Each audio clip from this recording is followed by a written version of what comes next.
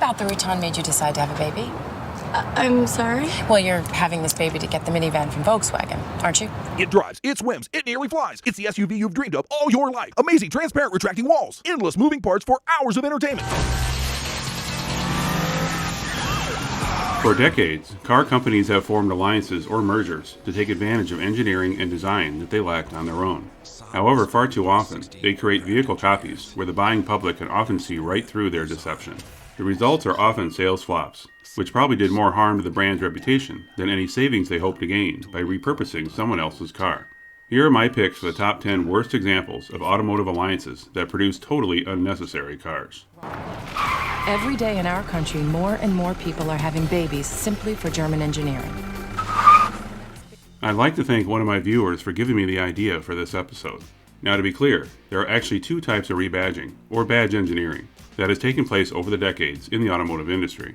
There is internal rebadging, where essentially the same car is sold under multiple brands and sold in the same market, such as GM's J-body platform of the 1980s, which sold 5 cars that looked nearly identical, from the Chevy Cavalier Pick the Cavalier that fits your life to the Cadillac Cimarron, or the Ford Crown Victoria and its twin, the Mercury Grand Marquis. Want a donut? And then there's the Dodge and Plymouth Neon, 2 cars in which parent Chrysler didn't even bother to change the model name. But this top 10 list focuses on badge engineering that is done solely to take advantage of a model already designed and engineered by a subsidiary or a rival turned partner. What may seem like a far cheaper way to introduce a new model into their lineup often ends up being a costly mistake. Number 10. GMT 360 platform, Isuzu Ascender, and Saab 97X. But wait, there's more! Back in the 80s, General Motors hit a record for the number of models sharing the same platform, with a compact J-body used for 5 different cars. And handling as sporty as its name. But this record was beaten with a GMT 360 SUV platform that began with a 2002 model year. The GMT 360, best known for the first-gen Chevy Trailblazer, Introducing the all-new 270 horsepower Chevy Trailblazer, had, over the course of 7 years, been used for 6 different SUVs, all of which looking nearly identical in their profile, with just different front and rear ends. 2 of those models were not among GM's traditional homegrown lineup, but instead were on 2 foreign brands, which GM had a controlling interest, Isuzu and Saab. The Isuzu version was called the Ascender, and was the lowest selling model across all of the GMT 360 models. Launching in 2002 as a 2003 model, the Ascender was a replacement for the long-running Isuzu Trooper. Isuzu's days of selling cars and trucks in the US were numbered by the early 2000s, with few dealerships left, making the Ascender a hard sell, as it was simply hard to find. Despite sharing so many parts with other GM trucks, the lack of dealer support scared away a lot of potential buyers, and the Ascender died with Isuzu pulling out of the US market, at least for passenger cars and trucks, in 2008.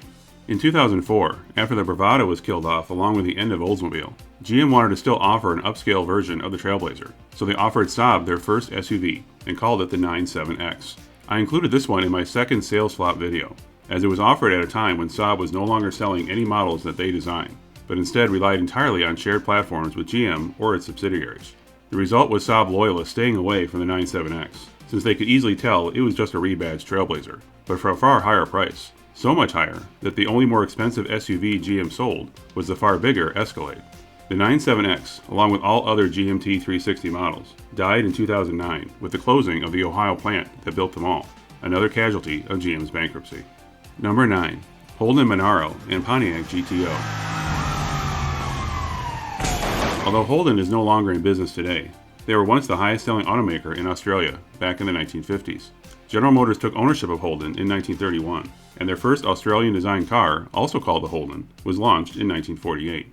But over the decades, Holden faced increasing competition from Ford and Japanese automakers, and by the 2000s, their portfolio concentrated on coupes and sedans, and wasn't keeping up with the increased love of SUVs and crossovers. In the US, GM was looking for an easy way to introduce a new rear-drive sports coupe to their Pontiac division, following the loss of the Firebird in 2002. Holden began selling their third-gen Monaro in 2001, having last sold the Monaro Coupe 25 years earlier. Other than adapting to left-hand drive for the US market, and a Pontiac-specific front end, the Monaro was rebadged to be the new Pontiac GTO for 2004. Pontiac last sold the GTO in the US as a standalone model in 1971, and as a trim model on the Le Mans and Ventura until 1973. With the loss of the Firebird, Pontiac wanted to reintroduce an old name that would be recognized as a performance car. Unfortunately, the import of the Monaro to the US wasn't what longtime Pontiac fans had hoped for. The 350 horsepower Pontiac GTO. Fuel for the soul. The Monaro's lines may have looked sporty in Australia, but the reaction from US buyers was mostly disappointment, thanks to its somewhat generic look as compared to the car it replaced. For 2005, new hood scoops were added for the GTO, and the LS1 V8 upgraded to the Corvette's LS2, as well as including Corvette brakes. Although sales were sliding enough to consider dropping the GTO after 2006, the official reason for the cancellation was that they were unable to meet new airbag standards for 2007. But considering the Monaro had already been discontinued before the last GTO was made in June of 2006, we knew the GTO would soon be history as well. Number 8. Isuzu Rodeo and Honda Passport. Hey! Do you know what time it is? Please, people are trying to sleep down there. Although all of the Japanese automakers that sell cars in the US offer SUVs, simply out of necessity to stay competitive, back in the early 90s, Honda didn't yet have an SUV of their own. Although SUV sales in the 90s weren't anywhere near to what they would reach over the next couple decades, it was becoming clear to Honda that they would need one or more SUVs in their lineup.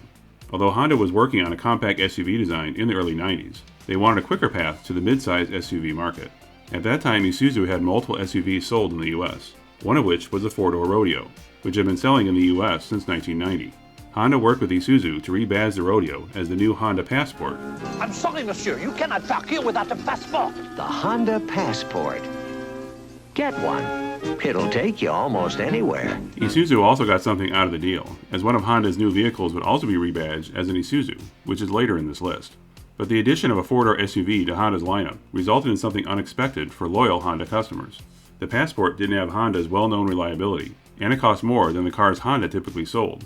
That is, if you wanted a V6 and four-wheel drive. To get it into the typical price range for other Hondas, you had to settle for the base model's four-cylinder that only made 120 horsepower with a manual transmission. Honda continued selling the Passport through two generations of the Rodeo, from 1993 to 2002. But during that time, Honda engineers introduced a smaller SUV, the CR-V, for the 1995 model year. The CR-V would quickly prove to be one of Honda's most popular vehicles, leading Honda to start designing a larger SUV to eventually take over the Passport, called the Pilot, in 2003. But the Passport name didn't go away forever, as Honda brought it back on a new SUV that slots between the CR-V and Pilot in 2019. I would really like to hear you say the word passport. Passport? Number 7. Subaru WRX and Saab 92X. When is a Saab not a Saab? When it's a Subaru. With the introduction of the Impreza sedan and wagon in 1992, Subaru also offered a racing version dubbed the WRX, which stood for World Rally Experimental, which offered all-wheel drive, stiffened suspensions, and turbochargers to the Impreza's base four-cylinder engine. By the time the Impreza reached its second generation, the WRX option became one of its most popular. At that time, General Motors owned a 20% share of Subaru, and GM owned 100% of Saab, the latter being only a shell of its former Swedish self, and only offering models that were based on other GM cars. Like the 97X featured earlier, Saab needed a way to enter the lucrative premium compact car market, and since they no longer had the money to create one on their own, they had to rely on GM, and in turn Subaru, to supply the donor car. Released for the 2004 model year, the Saab 92X launched 4 years into the WRX's second generation. Like the 97X that was released the same year, the 92X didn't fool any of the few remaining Saab loyalists, who saw it as yet another nail in the coffin for the once well-respected Swedish brand. The 92X was often referred to as a Saabaru, but to hide that fact, all the sheet metal from the windshield forward was unique to the Saab, to ensure it maintained the corporate look that had been established in the mid-90s, with cars like the 93 and 95, which were also rebadged GM models. The 92X also had a more luxurious interior and several options not available to the WRX, such as in-dash CD changers, and better insulation and soundproofing. But mechanically, the 92X was a Subaru, albeit tuned to offer a more refined ride, as compared to the WRX, which treated its occupants more like rally course participants. Car and Driver suggested the 92X was a WRX with the volume turned down, and depending on the driver, that may be better or worse. Clearly, there were few drivers who preferred the volume down, as by 2006, the 92X was canceled after only around 7,500 were sold. Infused with a fair amount of Saab style, but with little of the quirky character that endears this brand to its loyal customer base. Number 6. Honda Odyssey and Isuzu Oasis. Earlier in this list, we had the Isuzu Rodeo, which was offered to Honda to create the Passport. But Isuzu didn't offer up their rodeo for free. The deal meant that Isuzu would also get a car from Honda.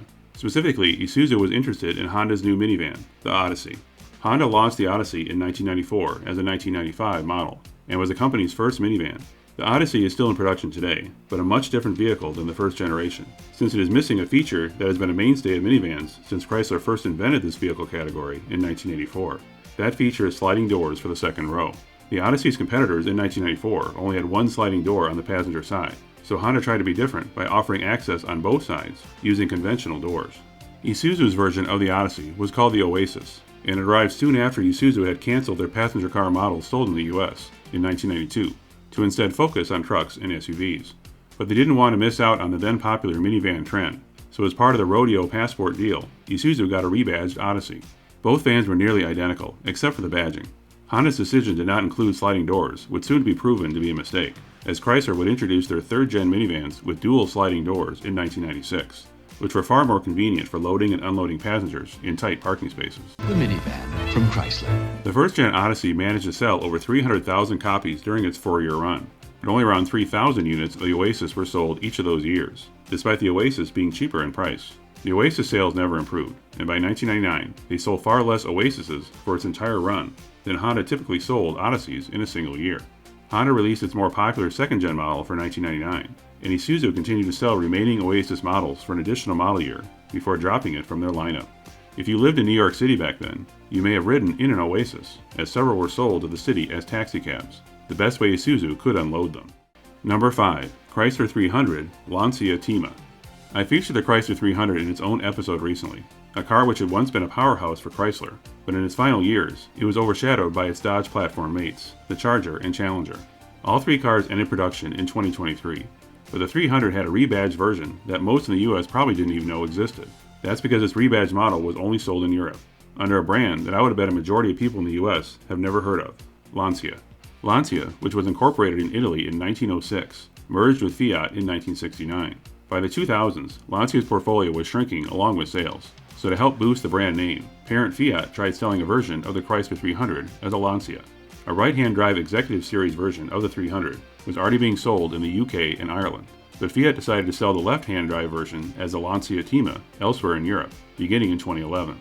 Lancia had once sold a Fiat-designed four-door sedan called the Tima between 1984 and 1994. The new Tima, like the 300, was imported from Canada, where the 300 was built. The Tima was virtually identical to the 300. The only way to recognize the difference on the outside was the Lancia badge on the grille. Or if you looked under the hood, you may find its optional diesel engine that wasn't available stateside. The Tima's best sales year was 2013, with less than 2,300 sold. With less than 400 sold the following year, the Tima was dropped, with a few stragglers sold over the following couple years. Nearly as bad was the Lancia Flavia, which was a Chrysler 200 convertible. Since parent Fiat made no attempt to adapt these cars to the European market, they all failed miserably, and no surprise that they are completely forgotten today. Number 4. Land Rover Discovery and Honda Crossroad. Here's another one that didn't make it to the US, but if it had, I suspect it would have failed here too, with Honda's Japanese competitors offering several SUV options in the 90s. Honda was without any SUV, which led to the Honda Passport earlier in this list. But Honda also wished for a more rugged off-road SUV, so in 1993, they turned to what would be the most unlikely of partners, the UK's Rover Group. Specifically, the model Honda chose to rebadge was a Land Rover Discovery, and it became the Honda Crossroad. Although there is no mistaking the vehicle's purpose, it flew directly in the face of Honda's biggest customer draw, build quality and reliability. Most any car lover in the UK will tell you that Land Rover has never been a beacon for reliability. He has bought a car which our JD Power survey says does go wrong. And once Honda got them imported into Japan, they would spend nearly 80 extra man-hours per vehicle to fix issues that were introduced in the UK factory, just to bring them up to Honda's level of quality standards. The Crossroad curiously had its name printed on the car with two dollar signs, replacing the S's. Maybe a not so subtle implication that the Crossroad, like the Discovery, was probably overpriced for what you got. It also was the first vehicle badged as a Honda to have a V8 engine. The year after the Crossroad's launch, Rover was bought out by BMW. Honda threatened to end the partnership as a result, but curiously they kept it intact until the Crossroad's cancellation in 1998. If this Crossroad idea had been tried later in the mid-2000s or 2010s, as SUVs gained in popularity, I suspect it would have had a better chance of making it to the US, especially since Land Rover was acquired by Ford in 2000. Today, Land Rover, along with fellow British brand Jaguar, are part of India's Tata Motors, and the idea of a rebadged Land Rover has never since resurfaced. Number 3. Holden Commodore and Pontiac G8, Chevy Caprice PPV, and Chevy SS.